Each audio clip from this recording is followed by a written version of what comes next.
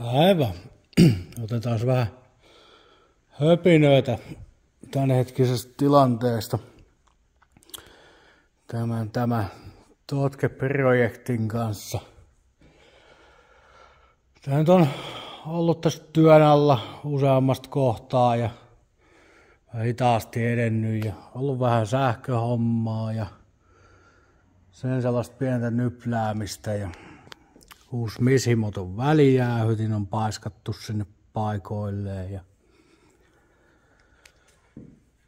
sitä sitten vähän tuossa koeponnistettiin, pikkasen taas pyöräytettiin konetta, että mitenkä pelaa toi systeemit ja siitä sitten sen seurauksena taas hajosi tuo vaihelaatikko, että siitä katkesi nyt tällä kertaa sitten tuo viimeinen vakioakseli, eli pääakseli katkesi tällä kertaa. Ja laitetaan siitä tähän pikkupätkää, että missä kohtaa se meni.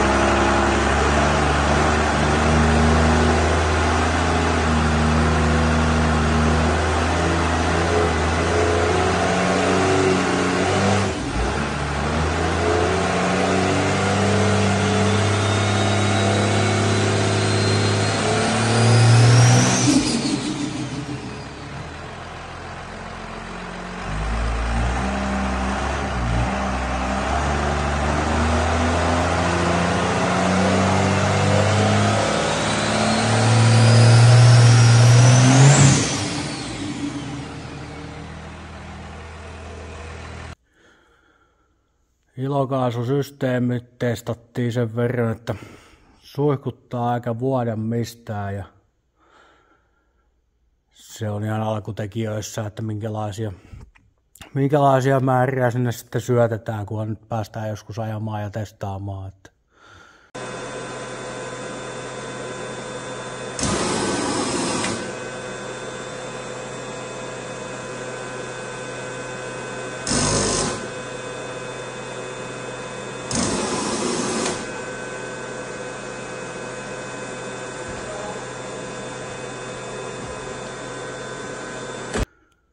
Hukkaportille pitää tehdä jonkunlainen painesäätösysteemi vielä, että sun nyt suoraan kompuralähöstä ja siellä on 2 kilon jousi paikoillaan, kun toi on korkeapainemalli. Mutta tiedän, että sitä pitää simmata varmaan jotenkin vähän tiukemmaksi sitten, että katsotaan, jos ajetaan sinne sitten vastapainetta tonne kalvon päälle. Siellä on ilokaasusysteemissä nyt siellä on toisen ison solkun takana on 50-heppanen suuti ja toisessa on 100-heppanen ja niitä voi ajaa tuolla ohjelmalla sitten noita solenoideja niin kuin pulssisuhteella. Ja sitten on kolmas solkku on vielä napin takana, missä on joku 35-40-heppanen suutin noin. Katsotaan sitten, miten se lähtee toimimaan. Otan ainakin testattu tuo järjestelmä muuten, pari johtoa sinne pitää vielä kytkeä vielä vähän ahtopainetietoa ja pari muuta anturointia testata ja säätää, että ne toimii, niin saadaan sitten samalla semmoinen vähän niin kuin tiedonkeruujärjestelmä siitä, että kun sinne syötetään sitten kierroslukutietoa ja ahtopainetta ja sen semmosia ja sit se ohjaa ton pullolämmityksen ja laajakaista lampa tulee siihen. Nyt alkuun heitetään vaan kokeeksi siihen ihan perus mikä se nyt on PLXn DM6 vai mikä tää nyt on. Heitetään sellainen, se ei näytä kuin sen 20 AFR, mutta se antaa suunnan kuitenkin suunnan siitä, että mitä siellä tapahtuu vetopäällä ja mihin se sitten asettuu, että paljonko sinne syötettä silokaasua, että siitä on hyötyä. Pullo on täynnä ja testattu ja pullolämmitys toimii ja siitä on vähän kalibroitu anturia, että on se pullopaine sitten oikein, kun se lämmitetään. Katsotaan, jos päästäisiin tuo kiihdytyskisoissa vähän nopeammin tänä kesänä. Kun nyt joskus päästäisiin sinne.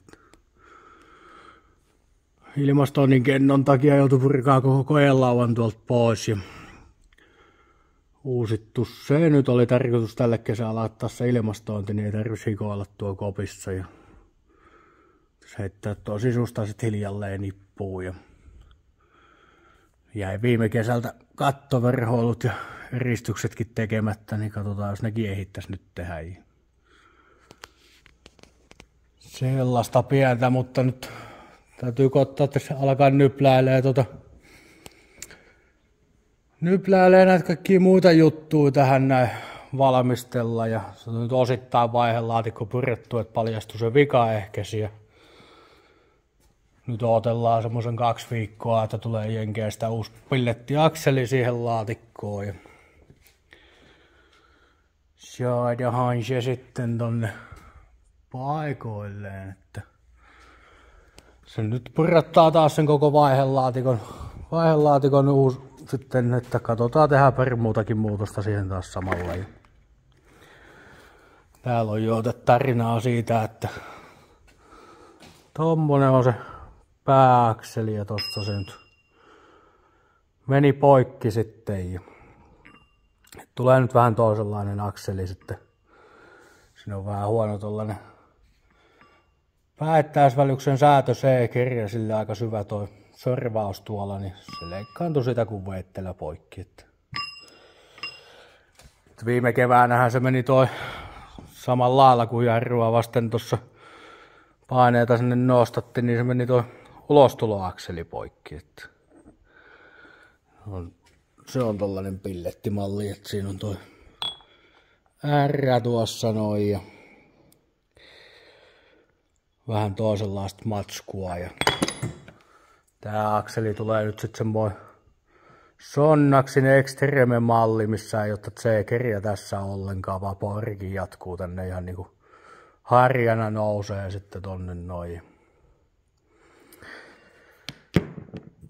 Sen sellaista. Mut katsotaan, joskus se nyt ehittäisi saamaan johonkin ainakin nippuu sitten. Niin Johan se alkaisi olla aika kesästä näköjään toi keli, että pääsis pikkuhiljaa kyllä ajelemaan. Viime kesän jäljiltä korjattiin tuolta moottorista pieni öljyvuoto, kun tuli semmoinen kiinalainen pillettityöntötankoluukku tonne. Sitä nyt ei varmaan oikein tuolta näe, mutta tuolla se on lohkon kupeessa koko moottorin matkalla. Se alkoi vuotaa heti öljyä ihan solkenaan, niin sit oli tiiviste kuivunut ja katkennut ja sinne tuli nyt uudet vitonitiivisteet ja saisi siitä kohtaa öljyvuodon pois. Ja samalla kun joutui syöttöpumpun käyttämään, niin heitettiin sinne 3 astetta lisää ennakkoa ja se auttaisi pikkasen noihin pakolämpöihin ja vähän ylärekisteriin enemmän löylyä. Huohotusta kans muutettiin, se oli kans sieltä työntötankoluukusta, mutta se ei pelannut yhtään. Se täytti sen huohotussäiliön öljyllä 1000 kilsan välein joutui tyhjentämään, että se ei oikein pelannut. Niin se on nyt vähän yksinkertaistettu malli, mutta katsotaan miten se toimii.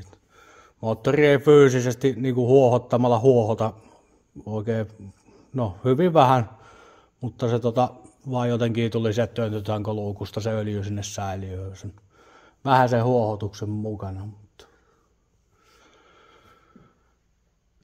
katsotaan, koitetaan jo heitellä tännekin nyt jotain pätkiä, että YouTuben puolelle sitten, mitenkä tää etenee, että mitä kaikkea siihen nyt saadaan aikaiseksi. Aina pala kerrallaan, kun jotain saisi tehtyä, mutta mukavahan se olisi, kun pääsisi ajamaakin joskus. Että tarkoitus ajaa kuitenkin ihan päivittäin tällä vehkeellä. On etupuskuriin nyt laitettu liittimet joka johtoon, että se on vähän nopeampi ottaa pois. Ja todennäköisesti ei ole ihan viimeinen kerta, kun se otetaan pois. Tuo painaa sen 75 kiloa tuo möntti valoineen päivineen, niin se on niin kiva siitä nostella ihan jatkuvasti pois. Nyt hälymajakatkin laitoin tuohon tasovilkut tähän puskuriin ja pitäisi heittää vielä tonne sermiin ainakin tonne ylös ja sinne johonkin saisi tuota putkea vaikka siististi niin ne näkyisi sieltä aika hyvin. Tonnekin on jotain tulinkin valoja tulossa, kun vähän suunniteltiin. Katsotaan niitä sitten, jos ne saadaan toimintaan. Palataanpa astialle taas, kun tulee jotain etenemisiä tässä hommassa.